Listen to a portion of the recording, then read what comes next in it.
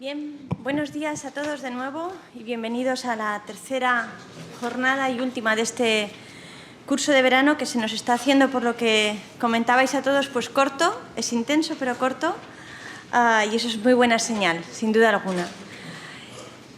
En este tercer día lo que pretendemos es acercarnos un poco más al tema de los aspectos éticos, especialmente de la neuropolítica, especialmente, aunque también surgirán aspectos de la neuroeconomía. Y en la primera sesión de la jornada contamos con Domingo García Marzá, que ya lo conocéis todos porque es el codirector de este curso de verano. Es además, como muchos de vosotros sabéis, el director del equipo de investigación dentro de la Universitat Jaume I de los temas de filosofía política y de ética empresarial, y trabaja codo con la profesora Adela Cortina. Como ya mostró el profesor Domingo García Marzá, también en ese equipo interdisciplinar que trabajamos las dos universidades y que ha ido integrando cada vez a más investigadores. Domingo García Marzá es catedrático de Ética y Filosofía Política de nuestra Universitat Jaume I, es doctor en Filosofía por la Universidad de Valencia y amplió estudios en las universidades de Frankfurt y también de St. Gallen, y ha sido profesor invitado en diferentes universidades latinoamericanas y también europeas. Es autor de libros para nosotros muy relevantes porque nos ofrecen tanto la justificación como en los terrenos de la aplicación en el ámbito político y también en el ámbito empresarial, como son La teoría de la justicia, de Jürgen Habermas, y La ética del discurso, La empresa socialmente responsable, Ética y empresa. También el libro que les recomiendo vivamente, de Ética empresarial del diálogo a la confianza, del año 2004. Y hay un libro que coordinaron los profesores Adela Cortina, Jesús Conell y Domingo García Marzá, publicado tanto en castellano como en su versión en la editorial alemana Asgate, Public Reason and Applied Ethics, The Ways of Practical Reason in a Pluralist Society, que yo creo que es sumamente importante para conocer el método y también la aplicación de estos aspectos. El tema que hemos quedado, que vamos a hacer presentaciones breves, porque lo importante es luego lo que hablamos y lo que discutimos, y por tanto les dejo con la conferencia, con la lección sobre neuropoder, la desafección normalizada, del profesor Domingo García Marzá. Gracias, Elsa. Buen día, buenos días. Bueno, pues tampoco voy a dar las gracias a los organizadores por su amable invitación. Tampoco, pero sí dar las gracias y aprovechar que tengo la palabra ahora a todos vosotros por estar aquí estos días, y sobre todo al grupo de investigación, que como podéis imaginar este tipo de actividades no se puede hacer por una persona individual, sino es un trabajo compartido. Bien, el año pasado ya, si recordáis los que estuvisteis aquí, hablamos ya del neuropoder, hablamos de la emergencia de este neuropoder derivado de los avances de las técnicas de neuroimagen y de las neurociencias.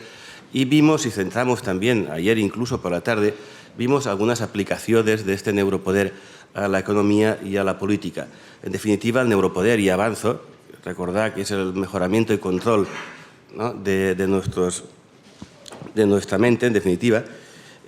Y no voy a insistir más en lo que ya vimos, sencillamente también porque va a aparecer publicada la mayoría de aquellas contribuciones en un colectivo que dirige la profesora Adela Cortina y que se va a llamar Guía Comares de, si no me equivoco, Neurofilosofía Práctica. Está a punto de aparecer, supongo que en septiembre aparecerá, y ahí tenéis también algunas de los temas, por ejemplo, en mi caso, de neuropolítica, que ya se trabajó el año pasado.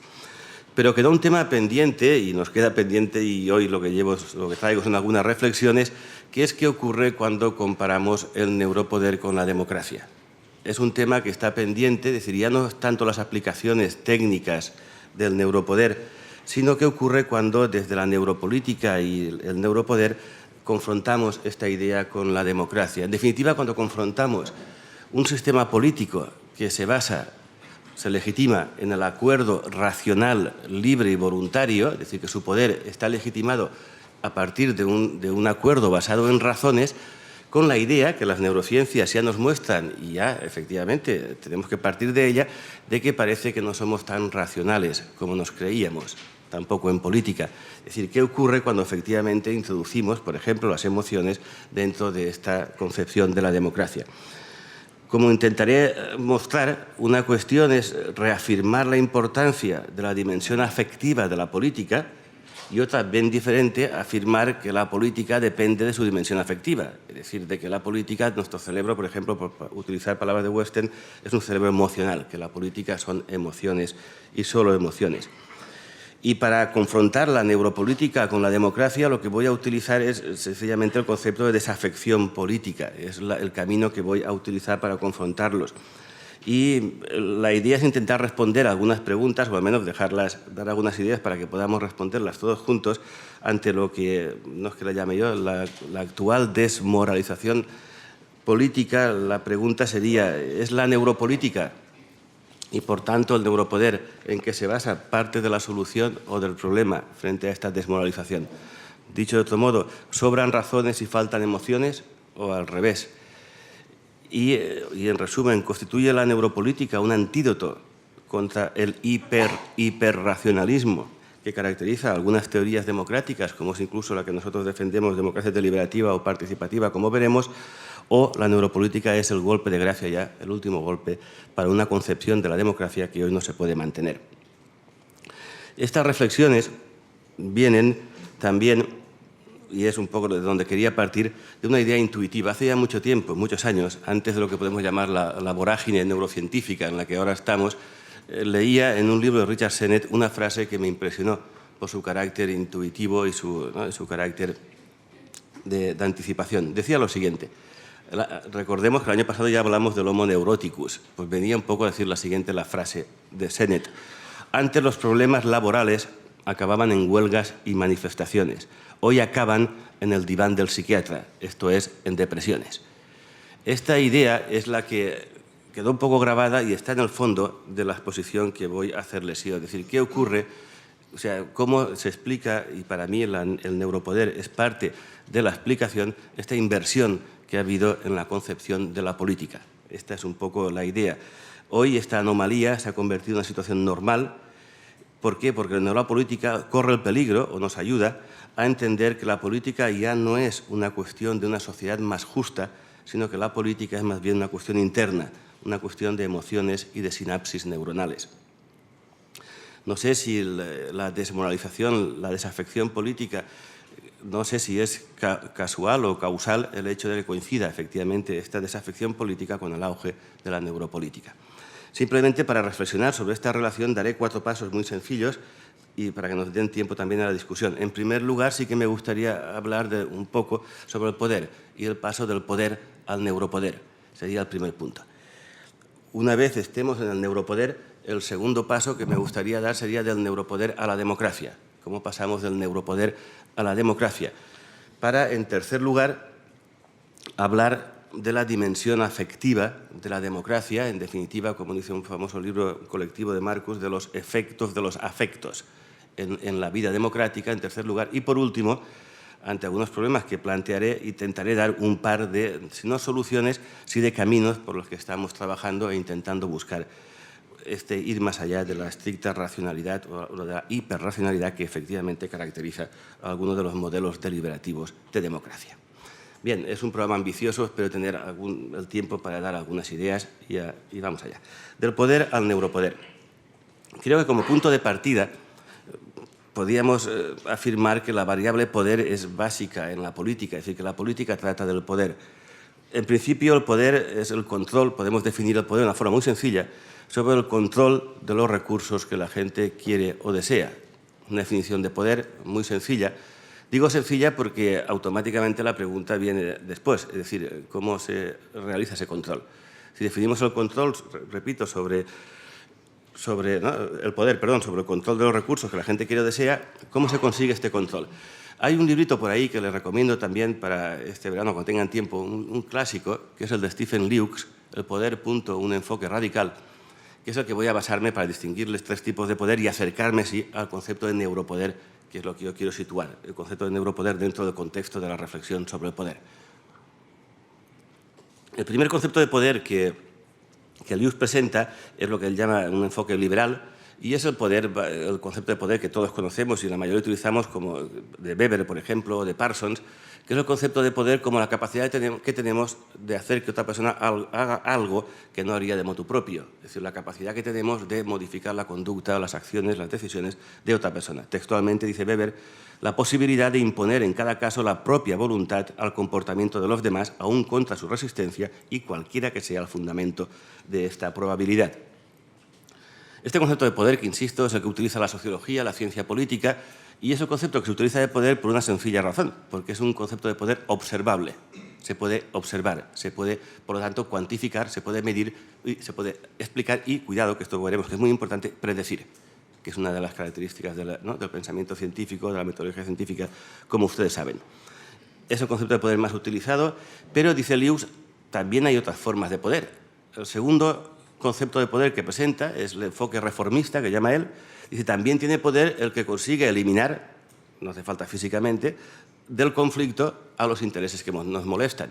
Es decir, aquel que consigue excluir de la toma de decisiones a el resto de contrincantes o al grupo que no quiere que estén.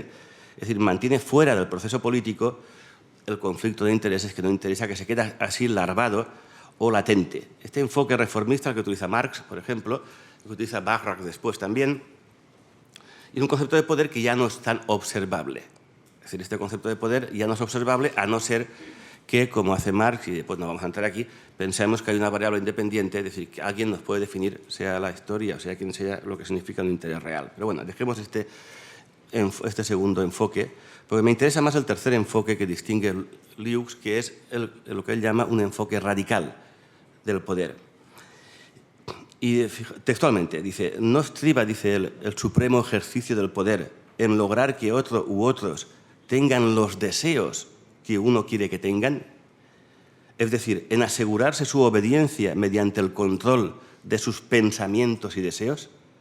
Es decir, fijamos que está escribiendo esto Lewis en los años 70, es decir, ni idea de las neurociencias aún, ni del auge de las neurociencias. Sin embargo, lógicamente, ya se da cuenta que el poder supremo, por decirlo así, o el supremo ejercicio del poder, como dice él, es la capacidad que tenemos de hacer que los demás deseen lo que yo quiero que deseen. Aquí, lógicamente, demos cuenta, tampoco es observable este concepto de poder. Es el menos observable de los tres enfoques. Se trata de que una persona cambie su estado mental de manera que desee hacer lo que antes no deseaba hacer. Esto es, se trata, nos dice Lewis, insisto, de modelar las percepciones, cogniciones y preferencias de forma que los sujetos no puedan ni imaginar alternativas. Lewis llama manipulación a este tipo de poder y lo presenta como un tipo de fuerza a la manipulación, ya que se logra, dice él, por el engaño y la ocultación del conocimiento exacto de lo que se pide.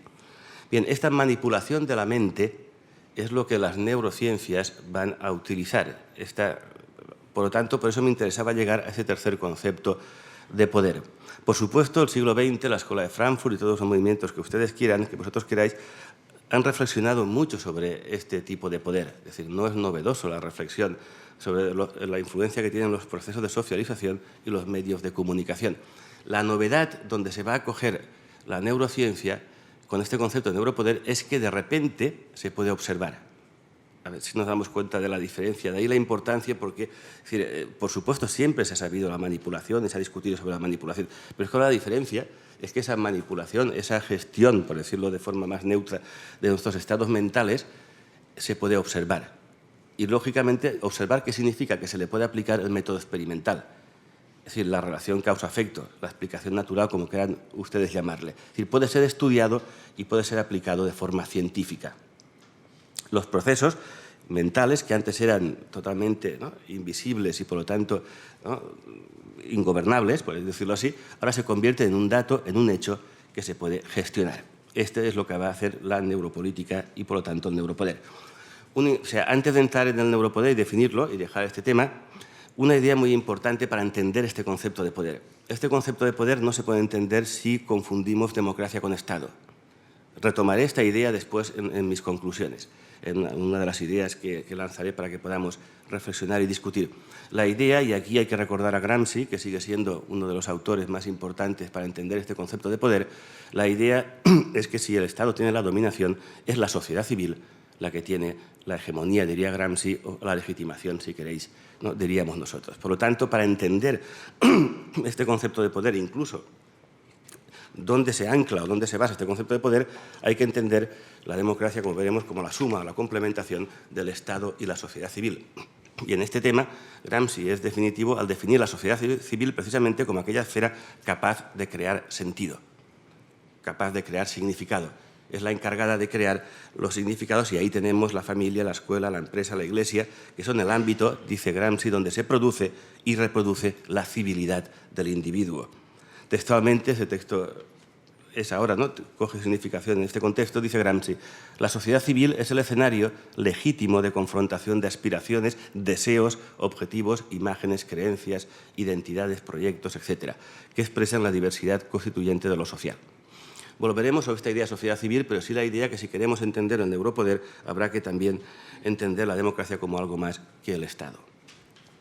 Bien, lo que ahora interesa, para ir acabando con este punto, es entonces qué definición de poder vamos a utilizar para enmarcar el neuropoder e incluso para después permitirnos una perspectiva crítica. La idea que les propongo es entender el poder no solo como la satisfacción de intereses, que sería la propuesta de Weber, incluso la reformista, sino entender el poder, esa es la definición que les propongo, como la capacidad de definir y satisfacer intereses. Ahí es doble, es decir, hasta ahora habíamos entendido el poder como la capacidad de satisfacer intereses ocultos, dominación, etcétera, pero es que ahora para entender el neuropoder al menos hay que partir de esta definición que yo les propongo basándome en Lewis de la capacidad de tanto, y es previo antes de satisfacer, de definir los intereses y de satisfacerlos. Bien, la neuropolítica, no voy a entrar ahora, el año pasado ya hablamos de esto, pero recuerden que la neuropolítica, al igual que todas las neurox, las neurociencias, lo que se trata de alguna forma, aplicaciones, perdón, de las neurociencias, lo que se trata es de analizar los correlatos neuronales de la actividad política. Esto ya lo vimos el año pasado, es decir, de las actividades y decisiones que caen bajo el rótulo de lo político. La toma de decisiones, la conducta de los ciudadanos, la elección de representantes, la participación política, el comportamiento electoral, la afección o desafección, etcétera. Esto es la neuropolítica, lo que trata de aplicar al estudio del comportamiento político las técnicas y los resultados de las neurociencias. Bien, ¿cuál es el peligro? Digo peligro por ahora, aunque la tesis va a ser un poco más fuerte. ¿Cuál es el peligro de las neuropolíticas o del neuropoder? Que es lo que quiero que quede bien claro en este primer punto. El peligro es que se ha invertido, por decirlo así, el ámbito de lo político. Si lo político era y es, por lo menos para mí, ¿no?, el espacio de la formación de la opinión y la voluntad común, el espacio de la confrontación, ahora lo político se convierte en un estado mental. Entonces, la relación causa-efecto, como veremos, corre peligro, y corre peligro de confundirse lo que es la causa con el efecto y viceversa. Es decir, la política pasa a convertirse en una actividad de nuestro cerebro, como también vimos el primer día. Y un ejemplo de este peligro de inversión ontológica, si me permiten la expresión, de este peligro de inversión ontológica respecto al ámbito de lo político, que deja de ser un ámbito externo y se convierte en un ámbito interno, lo podemos seguir en el libro de Castells, Poder y Comunicación, al que voy a remitirme muy brevemente, porque creo que Castells cae en este libro frente a lo que podemos llamar la fascinación por este giro neurocéntrico de la forma de pensar, aunque después la solución de Castells va a ser diferente, pero fíjense lo que, partiendo Castells de la base, por supuesto, indiscutible, que el poder se construye como cualquier actividad mental, dice él, en las redes neuronales del cerebro, perfecto, está claro, ¿no?, el poder es una realidad mental, eso está claro. De ahí se pasa a la siguiente afirmación que voy a permitir leer. Dice Castells: no existe la política en general, siempre se trata de mi política, procesada por patrones neuronales de mi cerebro y activada a través de las decisiones que articulan mis emociones y mi capacidad cognitiva, transmitida por mis sentimientos. Este es el marco de la acción humana en el que opera el proceso político. Es decir, el marco en el que opera el proceso político no es ni más ni menos que, o consiste en patrones neuronales y, en definitiva, en el cerebro, en el espacio mental. Bien. ¿Cuáles son los peligros? El propio Castells se lo plantea, se pregunta él, ¿qué pasaría, dice, si las emociones y los sentimientos son los que deciden en última instancia la forma en que la política y el espacio del poder en general construyen el significado y, por tanto, la conducta para determinar la acción que después se racionaliza o se decide racionalmente? ¿Qué pasaría si efectivamente reconociéramos que la política se basa en estos estados mentales, llámense en emociones, preferencias, como vemos después, y no en otro sitio. Pasaría, esa es mi respuesta, que efectivamente dejaríamos la puerta abierta a lo que se ha dado en llamar el neuropoder. Es decir, dejaríamos la puerta abierta a una inversión que trasladaría el ámbito de la política al ámbito de nuestros estados mentales.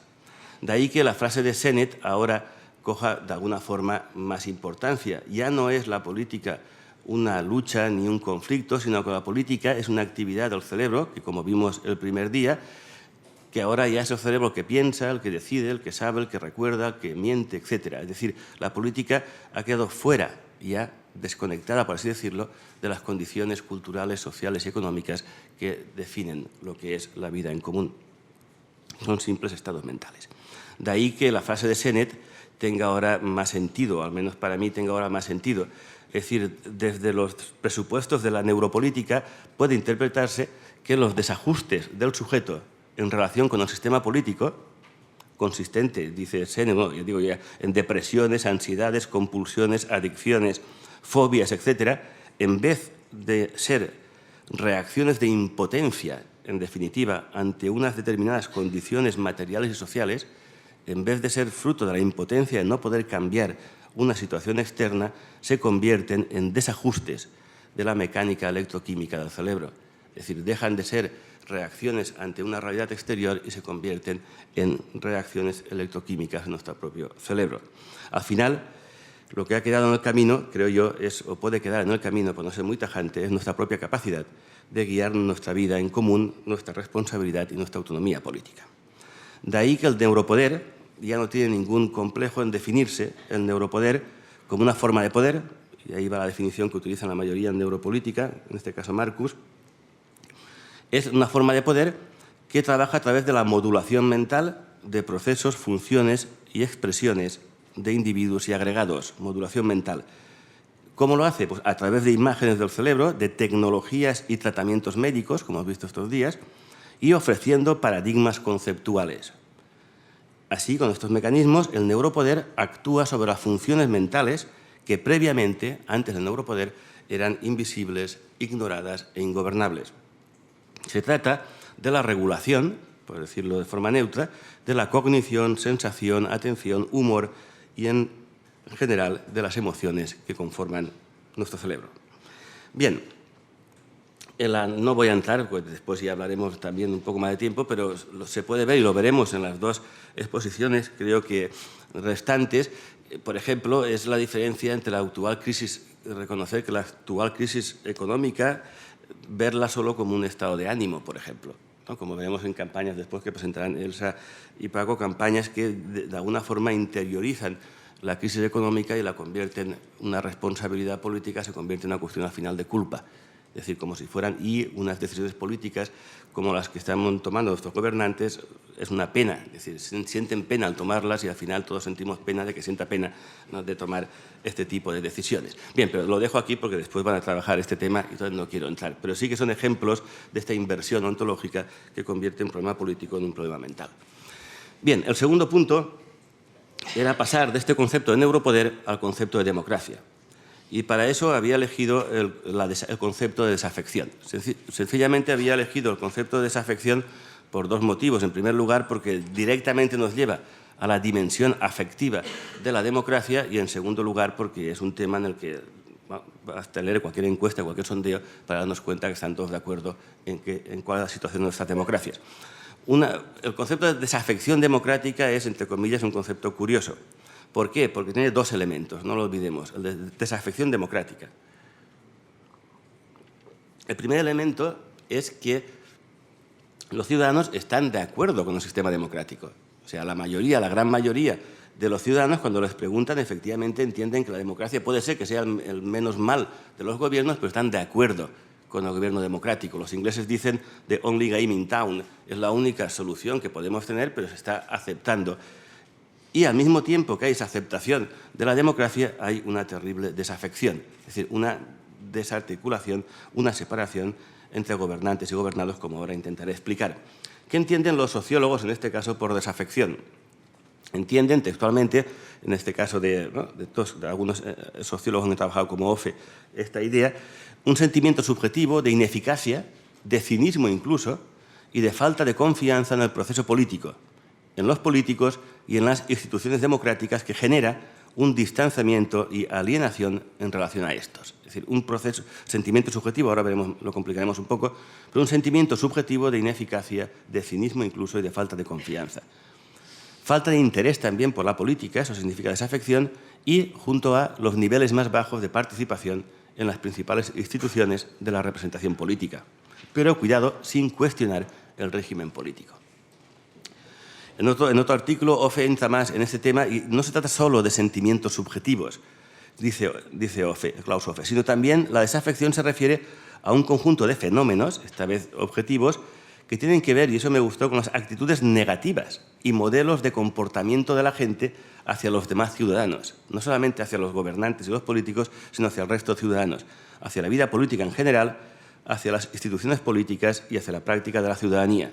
En definitiva, desafección significa desconfianza, ausencia de sensación de pertenencia a un grupo y, en definitiva, no hay ya actitudes positivas hacia las instituciones democráticas, sino actitudes negativas, incluso de cinismo.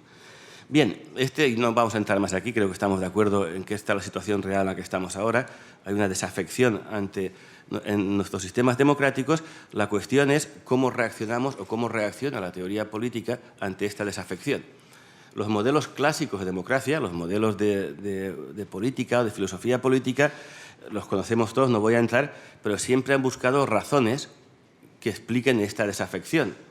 Y las razones que han buscado siempre las encontramos normalmente pues, en la corrupción, ¿no?, en el incumplimiento de las expectativas que las democracias y el mal llamado estado de bienestar no son capaces hoy en día de cumplir, la conversión de los políticos en una clase, por no decir una casta, en el imperialismo o colonialismo económico. Es decir, hay una serie de causas o de razones que todos conocemos y que en definitiva han provocado la sensación, las razones han provocado la sensación de que efectivamente la democracia pierde credibilidad y sentido por la sencilla razón de que aquellos a los que elegimos no gobiernan y los que gobiernan no los elegimos. Con lo tanto, efectivamente aquí hay una especie de ruptura del débil hilo que daba significado o daba sentido a lo que se entiende por democracia. ¿Ese hilo cuál es? Un hilo muy sencillo, es una idea intuitiva, la que está debajo de cualquier modelo de democracia. La idea es que tienen que ser los mismos los que hagan las leyes y los que sufran sus consecuencias. Esa es la idea intuitiva que hay detrás de la democracia, más complicado, si queréis, en que todos los ciudadanos que deben obedecer a una ley deben tener los mismos derechos para participar en la elección de esa ley. Esta idea es una idea intuitiva que los diferentes modelos se van acercando o alejando, pero sí que mantiene el hilo, por más débil que sea, del significado de democracia. Si se rompe ese hilo, es decir, si nada tienen que ver los gobernantes con los gobernados, estamos hablando de otra cosa, no de democracia. Los modelos de democracia piensan que estas razones provocan desconfianza hacia la democracia. La falta de razones, o sea, la no justificación del poder, la falta de legitimidad de nuestros sistemas democráticos provocan desconfianza y es la desconfianza la que provoca toda una serie de sensaciones a las que llamamos desafección, como la duda, la frustración, el desencanto, la incertidumbre, la insatisfacción, el pesimismo, la irritación, la anomia, el disgusto, etcétera, etcétera, etcétera. Es decir, son emociones o sentimientos provocados en origen por la desconfianza, provocado en origen por la falta de razones para apoyar o justificar nuestros sistemas democráticos. Este sería el hilo conductor de los modelos democráticos. ¿Cómo se enfrenta, sin embargo, otra explicación de la desafección? Es la que nos ofrece la neuropolítica o algunas de las versiones de la neuropolítica. Por ejemplo, Marcus, en El ciudadano sentimental, dice lo siguiente, leo textualmente. El problema de la baja participación política es el resultado de la demasiada poca emoción, derivada de una perspectiva intelectual y cultural dominante que ve la pasión como enemigo de la razón. El daño más serio a la democracia está hecho por continuar aprobando la concepción normativa de la ciudadanía como una reflexión cerebral singular sobre la justicia y el bien común.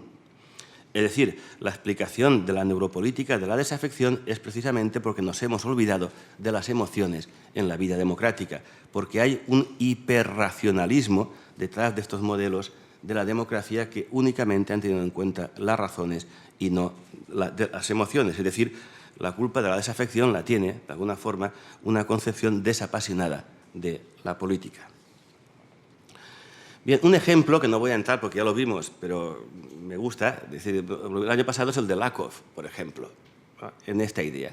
Lakoff, en su trabajo La mente política, que subtitula, os recuerdo, subtitula de la siguiente forma: no se puede entender la política del siglo XXI con un cerebro del siglo XVIII, es el subtítulo, parte de estos planteamientos. Y lo que nos dice es que la culpa de lo que está pasando en política es lo que él llama la trampa del racionalismo. Lo llama así, la trampa del racionalismo. Es decir, una forma de entender la política que nos viene de la Ilustración, piensa él, estoy casi leyendo, y de su principal lema, la verdad nos hará libres. Para esta creencia, todos los seres humanos son racionales y la razón es algo objetivo, universal y libre de emociones. De forma que si razonamos conjuntamente, lograremos alcanzar las verdades políticas y solucionar así los problemas. Puesto que somos iguales en razón, piensa Lakoff, el mejor gobierno es la democracia. Y de ahí, para este racionalismo, los electores son muy conscientes de los intereses en juego y votan basándose en estos intereses, entre diferentes propuestas y candidatos que mejor pueden responder de la posible satisfacción de los mismos. Lakoff dice, esto no es verdad, es decir, así no funciona la democracia. Esta concepción de decisión política, autonomía política, no existe. No voy a entrar en lo que Lakoff propone, que todos conocemos. Él piensa que nosotros, ¿no?, actuamos racionalmente después de haber activado unos marcos. Los marcos son lo que podemos llamar marcos de sentido. Estos marcos son, y esa es la aportación también de Lakoff, la parte neurocientífica, estos marcos son simplemente sinapsis neuronales que han hecho un camino, y la cuestión de la política para Lakoff sencillamente es una cuestión de enmarcar bien unos determinados marcos y no otros. Esa es la cuestión, es decir, de alguna forma diría, eso ya es mío, ya no es de Lakoff, asfaltar bien los caminos para que efectivamente esta información se pueda, ¿no?, tener su propio camino ya, ¿no? Bien, utiliza para ellos, por supuesto, no voy a insistir en ello, pero sí que utiliza la forma de activar estos marcos, es el lenguaje, no a través de grandes argumentaciones, sino de metáforas, de valores morales, lo que él llama valores morales, que deberíamos interpretar como valores morales convencionales o valores tradicionales, se activan y, por supuesto, se mantienen como a partir de la repetición y de la insistencia. Y repetición y repetición conseguimos crear un camino neuronal y, por lo tanto, un marco. Bien, yo creo que esta posición de Lakoff tiene poco de progresista si es que nos ponemos de acuerdo en qué significa progresista, que no lo sé. ¿En qué sentido tiene poco de progresista? Porque la pregunta que se le puede hacer a Lakoff y que, por supuesto, no contesta es ¿por qué unos valores y no otros? Es decir, ¿qué criterios tenemos para diferenciar la validez de unos marcos y no de otros? Es decir, ¿cómo diferenciamos los marcos que corresponden con una política, insisto, puede ser llamada progresista, de los marcos de una política que sería, ¿no?, conservadora, como quieran llamarle? Y, sobre todo, ¿quién decide qué marcos incrustar y cuándo incrustar esos marcos? Es decir, la posición de Lakoff puede explicar bien el triunfo de los republicanos en Estados Unidos, pero creo que no explica ni mucho menos el funcionamiento de la democracia. Sobre todo porque, si bien los marcos explican cómo, de hecho, nosotros votamos, no explica efectivamente cómo hemos conseguido construir esos marcos y por qué. Hay una frase intuitiva que siempre me ha gustado para aplicar aquí, es que más o menos diría lo siguiente, ¿no? Quien no sabe dónde va siempre acaba en otra parte. Es decir, es un poco esa idea, es decir, tenemos que saber, ¿no?, dónde vamos. Esto significa, en el caso de la política, quién decide cuál es nuestro horizonte o nuestra meta. Bien. Las neurociencias parecen, en este caso, en el caso de Lakoff, haber ya de alguna forma levantado acta notarial del final del Homo economicus. Tampoco voy a entrar aquí, lo discutimos. Lo que viene después del Homo economicus no lo sé. El actual es el Homo neuroticus, ¿no?, que deriva de esta manipulación de nuestros estados mentales. La idea, que sí que quiero entrar ahora en el tercer punto y muy rápido, es que no es Lakoff, pero sí la mayoría de autores, Connolly, Marcus, trabajan con la idea de que en la política hay que integrar razones y emociones. Yo creo que es la parte más positiva de la neuropolítica o de los neuropolíticos, en el caso de Connolly, también de Marcus, es ver cómo efectivamente se pueden combinar razones y emociones, porque de hecho, efectivamente, si es que alguna vez lo hubo en las teorías democráticas actuales, ese hiperracionalismo tampoco es nada bueno. Por lo tanto, hay que ver cómo se mezclan o cómo se integran, sería la palabra, razones y emociones. Punto tercero, la dimensión afectiva de la democracia. La pregunta es clave, ¿cómo es posible, se la pregunta Marcus, que se mantenga la misma insistencia en formar a la ciudadanía exclusivamente sobre la razón, cuando en la práctica todos recurrimos a explotar las emociones en el ámbito de la acción política? También, la idea es cómo, de hecho, entonces podemos integrar antes que usted. Un tema, una autora básica que le recomiendo desde la ciencia política es McDermott. Esta autora nos plantea o nos ofrece una definición de lo que ella llama racionalidad emotiva. Es decir, se pregunta en la toma de decisiones cómo influyen las emociones, y la idea es plantear, fíjense bien en lo que persigue esta autora de la ciencia política, ella persigue un modelo de toma de decisiones óptimas que integre cognición y emoción. No me da mucho tiempo ahora ya, porque estoy teniendo demasiado para entrar, pero sí dice que las emociones aportan 10 puntos básicos a la toma de decisiones, las emociones. En primer lugar, y los conocemos, pero bueno, lo sistematiza esta autora, en primer lugar la motivación, despiertan la acción, dice ella, las emociones respecto a las razones. En segundo lugar, influye incluso lo que se llaman emociones anticipadas, es decir, nos ayuda a decidirnos el hecho de que podamos anticipar cuál será el resultado desde el punto de vista emocional. 3, las emociones pueden restar fuerzas negativas, en este caso, restar fuerzas a la decisión, por ejemplo, la ansiedad y el pesimismo. 4, ayudan a focalizar la atención. 5, afectan, y esto es muy importante, a la selección de la memoria, al procesamiento de información. Por supuesto, 6, las emociones afectan a la percepción del riesgo. 7, por supuesto también los humores, estados de ánimo, afectan a la selección de analogías históricas, un poco parecido al de la memoria, aquel punto de información, y ahora en ejemplos. Las sendas emocionales, el 8, del cerebro, aumentan la rapidez y frecuencia de la certeza de juicio y decisiones. Este punto es importante en la toma de decisiones y es muy utilizado. Es decir, las sendas emocionales nos permiten una respuesta mucho más rápida y en muchas ocasiones mucho más certera que la que nos darían los juicios o lo que nos darían las argumentaciones. Punto 9, constituyen prejuicios o predisposiciones para la toma de decisiones particulares. Y por último, punto 10, constituyen la base para lo que llamamos corazonadas, intuiciones sobre la capacidad de verdad de los demás, sobre posibles buenos o malos resultados, etc. En definitiva, lo que nos importa de esta autora, y creo que su aportación básica, es que nos ayuda en el ámbito de la toma de decisiones a darnos cuenta que las emociones, a ver el lado positivo de las emociones, para decirlo de forma más rápida, ver el lado positivo de las emociones. Siempre habían visto en algunas teorías democráticas las emociones o pasiones como debilidad, dependencia, pasividad, oscuridad, contradicción. Y ahora, efectivamente, podemos ver en estos puntos cuál es la aportación positiva. Bien, la cuestión es que yo creo que perfectamente se pueden integrar en cualquier modelo de democracia estas aportaciones, siempre y cuando nos demos cuenta que la política no solamente queda explicada por la ciencia política. La ciencia política explica de forma descriptiva la toma de decisiones, pero la política es algo más que la toma individual de decisiones, como veremos en las conclusiones, si es que llego. La idea es que la política, por ejemplo, no solamente es toma de decisiones, sino, por ejemplo, deliberaciones. Entonces, la pregunta que vendría ahora, en una segunda fase, sería, bueno, ¿y cómo afectan las emociones no solamente a la toma de decisiones, sino a la deliberación misma? Y aquí me baso muy brevemente en un libro de Krause, que es Civil Passions, Pasiones Civiles, y que subtitula precisamente Sentimientos morales y deliberación pública.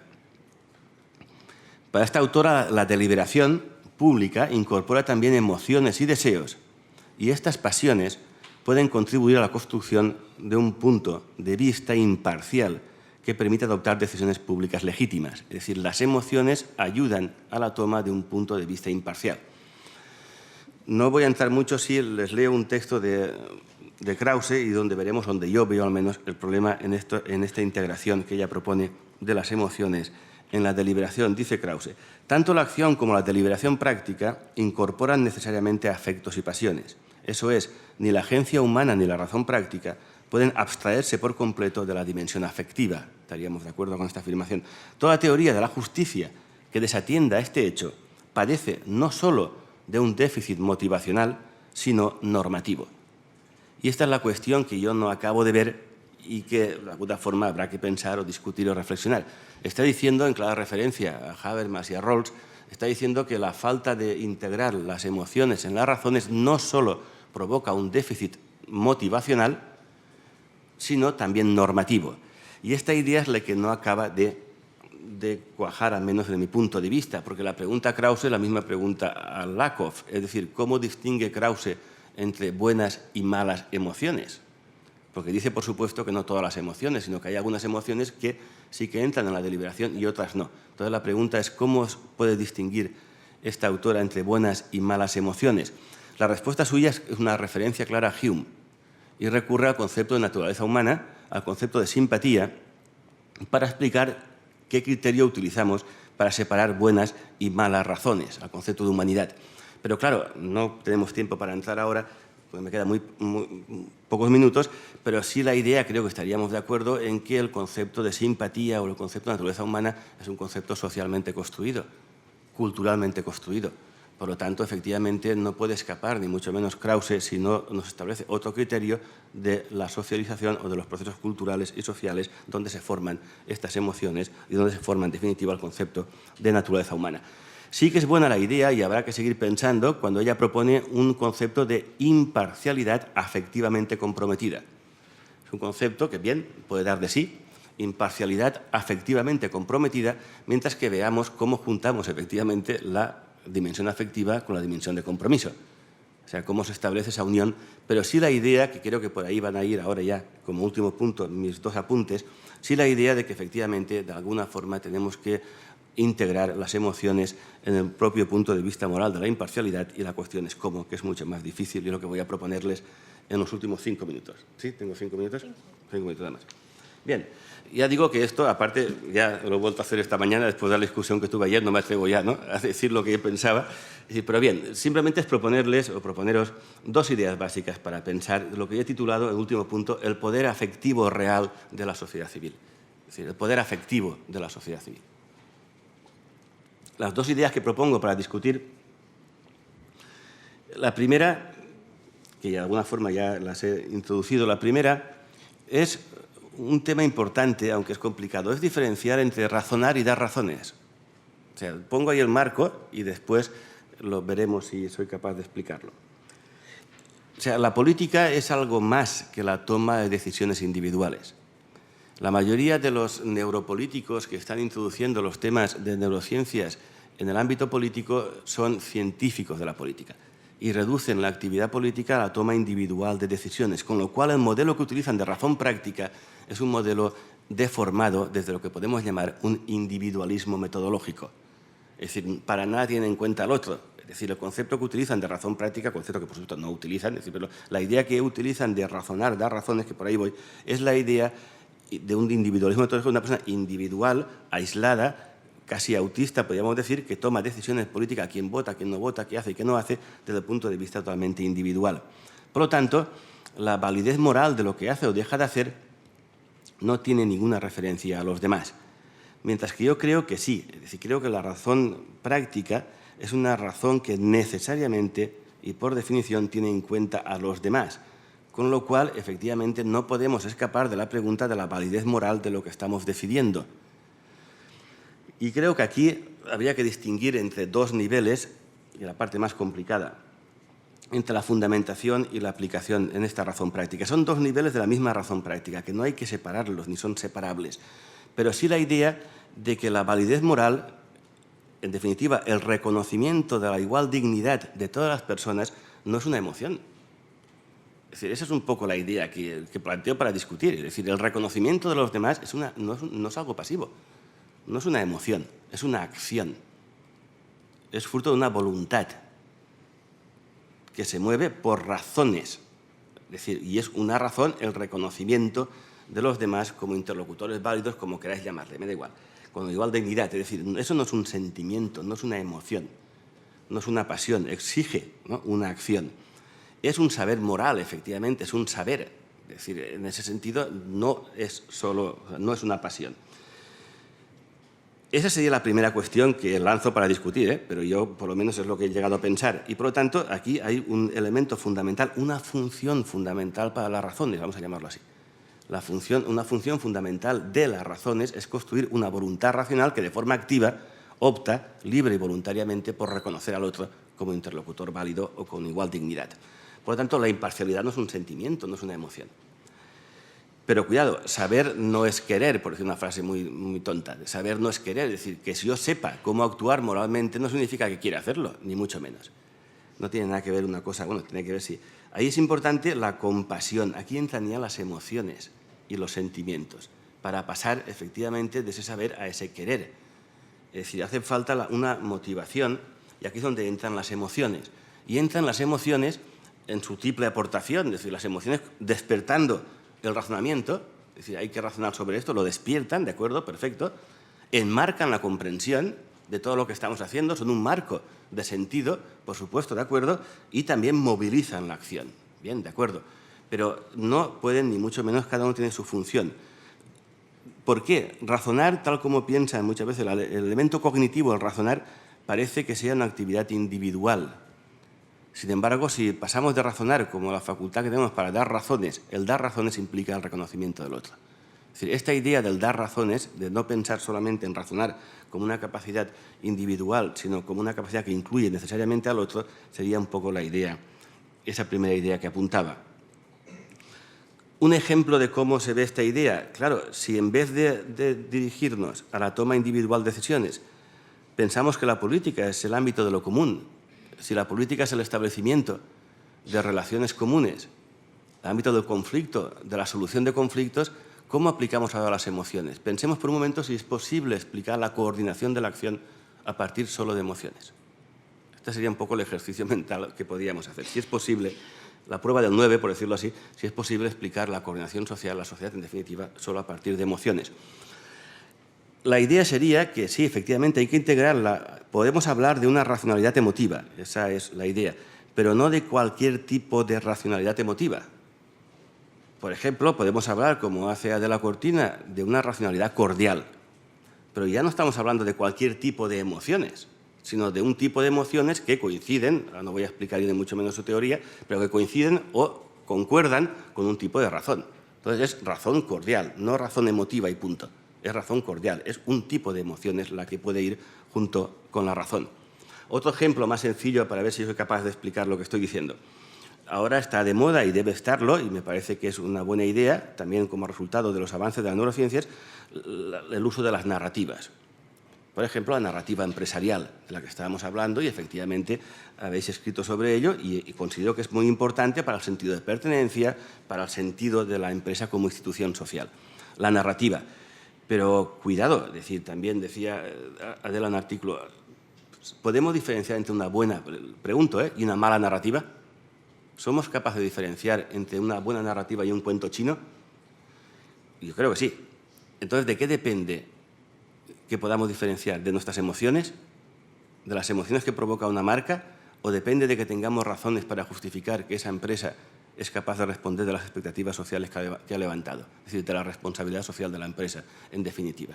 Es decir, tenemos criterios de validez moral que aplicamos continuamente y no solamente dependen de emociones. Por último, segundo, había empezado 10 minutos tarde. Es que me queda la última. Me queda la última. ¿Tiene poder? La segunda, que es muy rápida. La segunda cuestión que planteaba para poder pensar al menos el papel de las afecciones, de la dimensión afectiva de la democracia, era también una doble cuestión. La primera, dejar de confundir poder con política, aunque yo he partido de ahí. He partido de que la política es la cuestión de poder, pero ahora me desdigo y digo que el poder es mucho más amplio que la política. Por lo tanto, el poder no solamente afecta al Estado, sino que afecta a la sociedad civil, que es donde voy a ir. Y la segunda confusión que nos afecta más, y en la que estamos ya, como sabéis todos, en un grupo de investigación, llevando proyectos de investigación muchos años, dale que te pego, nos cuesta, pero lo conseguiremos en la investigación, es que la democracia tampoco es solo deliberación. Y ahí nos separamos de de Habermas y de compañía y pensamos que, al igual que la política, el poder no solamente es política, la democracia no solo es deliberación. Creo que si conseguimos abrir un poco estas dos cuestiones, entra más fácilmente en la dimensión democrática la cuestión de las emociones y de los sentimientos. Veamos muy rápidamente. La política habla del poder. Bien, pero cuidado, hay que empezar a pensar en una democracia, lo que llama Habermas una democracia de doble vía. Hay que empezar a pensar siempre que hablamos de democracia que hablamos de Estado más sociedad civil. ¿Y por qué la sociedad civil? Porque yo creo que la sociedad civil es, igual que Gramsci, que Habermas, la sociedad civil es quien se encarga de producir las emociones, básicamente. Es decir, donde se forman las emociones, donde se generan los sentimientos, donde se genera el sentido, diría Gramsci. ¿Y dónde se genera? Dentro de la sociedad civil. No pienso ni mucho menos como Habermas, una sociedad civil etérea, ambigua. No, como opinión pública solo, no. Yo entiendo que la sociedad civil está estructurada institucionalmente, tiene sus instituciones y que hay que empezar a pensar, y en eso estamos, que las instituciones de la sociedad civil, la familia, la empresa, la iglesia, universidades, etcétera, no solo son acuerdos o sistemas de reglas, como muchas veces piensan los economistas, no solamente son sistemas de reglas, sino también son generadoras de valores, de sentimientos. Entonces hay que, simplemente el caso de la familia es mucho más rápido de entender. Es decir, claro, ¿de qué dependen las emociones básicamente? De una institución que no se puede incluir, ni mucho menos, ni se debe incluir dentro del Estado, como es la familia, por poner un ejemplo fácil. Esa es la primera cuestión. Es decir, habría que empezar a pensar en las instituciones de la sociedad civil como generadoras de emociones y de sentimientos. Y la segunda cuestión es la deliberación. Y ahí me gusta mucho una frase de Walser, que dice lo siguiente: dice Walser, la deliberación tiene un lugar muy importante en la política democrática, pero no un lugar independiente. Esta frase me gusta, es decir, es un lugar muy importante la deliberación, pero ni es el lugar central, añado yo, la deliberación en la política, ni es independiente. ¿Qué significa que no es independiente? Significa que la deliberación depende, a su vez, efectivamente, de que deliberemos en serio, como dice Apple, ya decía Apple ya desde hace mucho tiempo, que deliberemos, que tengamos, léase Rawls, un sentido de justicia, un sentimiento moral, que seamos razonables. Es decir, la deliberación depende, efectivamente, de emociones previas que no produce la misma deliberación, sino que requiere de esas emociones. Por lo tanto, la propuesta, o simplemente la idea en la que estamos trabajando, es que qué pasaría si, en vez de centrar la democracia en la deliberación, recuperáramos la vieja idea de la participación. Es decir, ¿no? Y pensáramos cómo, efectivamente, en vez de deliberar, dejáramos la deliberación como un lugar central para la elección de políticas públicas, discusión y elección de políticas públicas y de representantes, pero pensáramos también en la idea de que hay que volver a recuperar la participación, por ejemplo, como profesionales o en las instituciones, que no solamente es el Estado, en las que dedicamos la mayor parte de nuestro tiempo. Y acabo ya con otra intuición. Empecé con una frase de Sennett, que me preocupaba, pero aún me preocupa más una frase que leí de Bill Gates. En el famoso Bill Gates tiene un discurso que da ante los estudiantes en no sé qué universidad, y en forma de tesis, y lanza la siguiente. Dice Bill Gates a los estudiantes, les dice: la vida no es justa, acostúmbrate a ello. Yo creo, ¿no?, que los que defendemos una democracia deliberativa, comunicativa, participativa, veo precisamente en estas palabras, en la vida, acostúmbrate a ello, un estado de ánimo conformista y un sentimiento de resignación que creo tiene gran parte de culpa de la desafección actual. Gracias.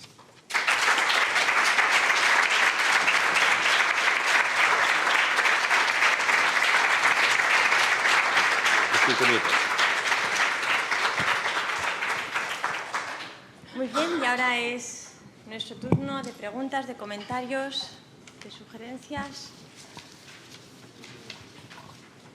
¿Quién se anima? Adelante, Nicolás.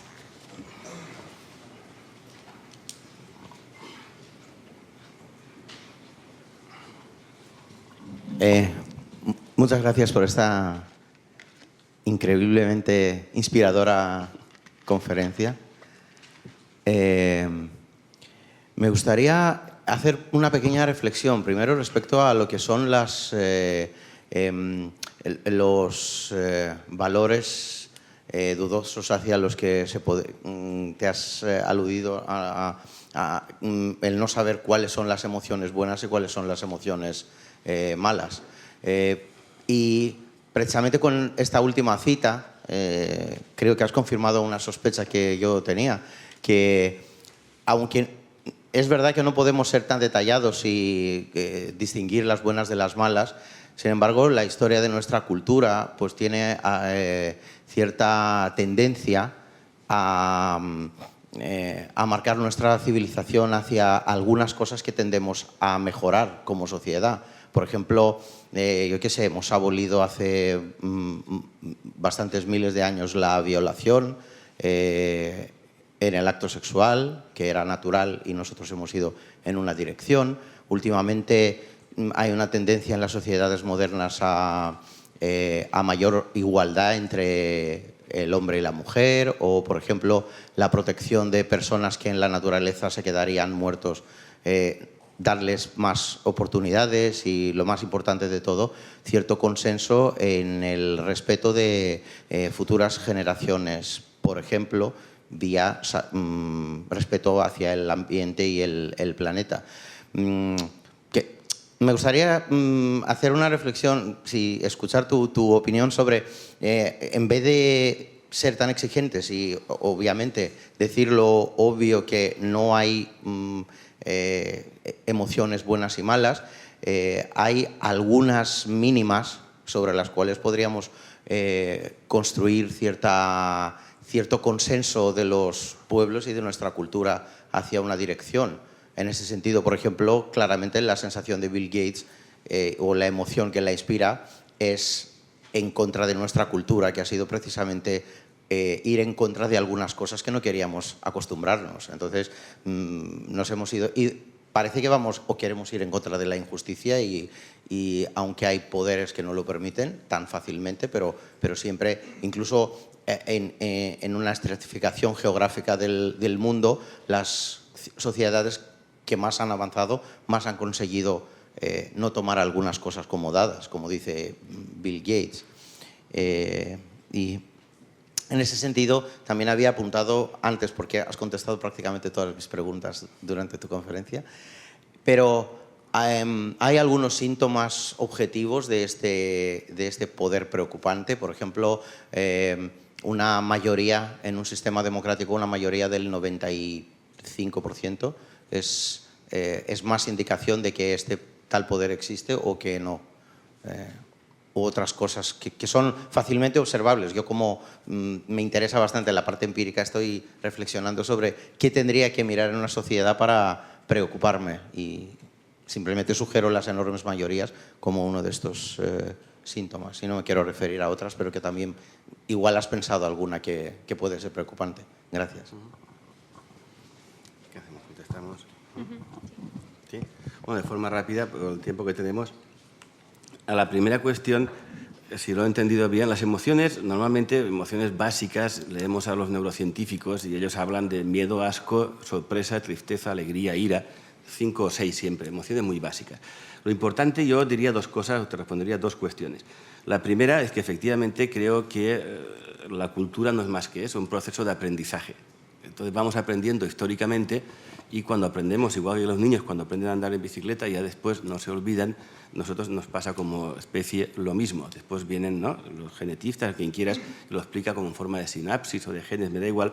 Pero la idea es que son procesos de aprendizaje, muchas veces siempre conflictivos, pero vamos aprendiendo. Ahora bien, lo interesante de esta evolución, de esta línea evolutiva, es que lleva una cierta dirección. Conforme aprendemos a solucionar un problema, por ejemplo, si hemos aprendido a solucionar un problema distinguiendo que todos somos iguales o aceptando que todos somos iguales, lógicamente esto se convierte o se puede convertir en una forma de solucionar problemas. Pero lo importante, a donde quería llegar yo, es que en las emociones lo que permite distinguir un tipo de emociones u otros es precisamente ese universalismo. Es decir, tenemos que tener unos criterios que a su vez no son emotivos, para poder distinguir qué significa una buena emoción. Si somos capaces de distinguir, por ejemplo, ¿no?, la diferencia entre el entusiasmo y el papel político que tiene con la ira y el papel político que puede tener, la cuestión es, y ahí voy y termino enseguida, que aceptar, y creo que sí que se ha aceptado, que las emociones tienen una dimensión cognitiva, es decir, se pueden educar. Ahí quería llegar. Es decir, entonces es importante una educación en emociones, por supuesto.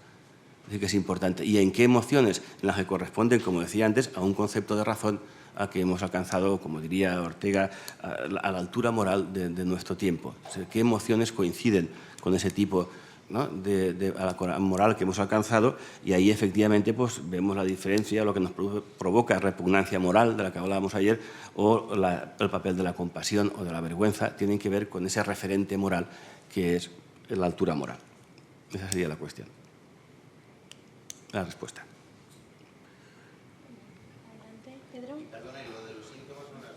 ¿Qué ha dicho los síntomas? Perdón, sí, que lo había apuntado. Sí, no hemos dedicado este curso, pero sí que el curso pasado hablamos síntomas del neuropoder. Hay síntomas muy preocupantes. Por ejemplo, las empresas farmacéuticas. Es lo más preocupante cómo utilizan estos conocimientos. la oxitocina, que tú conoces bien, y ZAC. Hay que entrar simplemente en la página web de ZAC en la oxitocina y no sabes si estás delante de un investigador o de una empresa farmacéutica. Es decir, es muy difícil. O sea, todo el tema del mejoramiento, si a lo que te referías con el neuropoder, todo el tema del mejoramiento es un tema preocupante. Todo el tema también de alguna forma, ¿no?, de lo que llamamos el trabajo mejorado, ¿no? Es decir, que de repente podemos distinguir entre trabajadores mejorados químicamente, por ejemplo, en la memoria o en la resistencia. Eso ya está ocurriendo. Es decir, y trabajadores no mejorados químicamente. O sea, eso son aplicaciones del neuropoder. En el contexto concreto de la política, es decir, el utilizo de la utilización del fMRI, del escáner y de todos los, ¿no?, que tú sabes muy bien, de todos los ámbitos experimentales, se está utilizando, de hecho, pero yo no creo que sea tan preocupante. Sí que te puedo decir que Francia, si no me equivoco, tiene una unidad gubernamental de neuropolítica. Es decir, unidad gubernamental de neuropolítica, dedicada, más que teóricamente al menos, dedicada a analizar la repercusión, o sea, la efectividad de algunas políticas públicas. O sea, que eso es un poco la cuestión. Sí que hay síntomas de preocupación, no tanto. El año pasado dije que este neuropoder necesitaba de un marco ético y político, que en definitiva es decirnos quién tiene la capacidad de enmarcar y por qué. ¿Puedo? ¿Qué medidas o qué tipo de formación les darías a los gobernantes del mañana para que no siguiesen corrompiendo las instituciones de la justicia o que introdujesen amiguetes suyos en los consejos de administraciones de las cajas para que no les echasen mano nunca más? ¿Qué consejo les daría a los gobernantes? ¿Consejo? No, ¿qué tipo de formación les darías a los gobernantes de la mañana para que no se llegasen a corrompir y siguieran corrompiendo las instituciones como hemos llegado aquí? Yo creo que la corrupción tiene dos partes. Alguien que tiene ganas de ser corrupto, tiene interés en ser corrupto, y otra que le dejen. Me explico. Es decir, yo lo primero que haría, si pudiera hacer algo, actuaría a nivel institucional. Es decir, vería cómo diseñar, esa es la palabra, diseñar instituciones que hicieran difícil, por no decir imposible, la corrupción. De forma corruptos, es decir, sinvergüenzas, ¿no? Iba a decir cantamañanas, pero no, sinvergüenzas, corruptos. O sea, la cuestión es, primera, por supuesto, yo lo que haría sería un diseño institucional para que la corrupción no fuera, entre comillas, tan fácil como está siendo ahora. Entonces, esa es una cuestión importantísima. Crear espacios institucionales donde se favorezca y se potencie la actuación responsable y no la actuación corrupta, por así decirlo. Esa sería la primera. Y la segunda, tiene razón que hace falta que insistir en un sistema educativo, ¿no?, que al menos consiga que la corrupción no sea culturalmente un hecho aceptado. Al menos eso. Esa sería la cuestión. Yo creo que ahora más de nunca tenemos que aprovechar que estamos en Europa. Admiro a Merkel, que ella sea la que haga una agencia de un tribunal europeo de justicia, que no puedan corrompir los partidos de los diferentes países a esta gente y que así sean las cosas más justas. Bien, es decir, siempre es una esperanza Europa.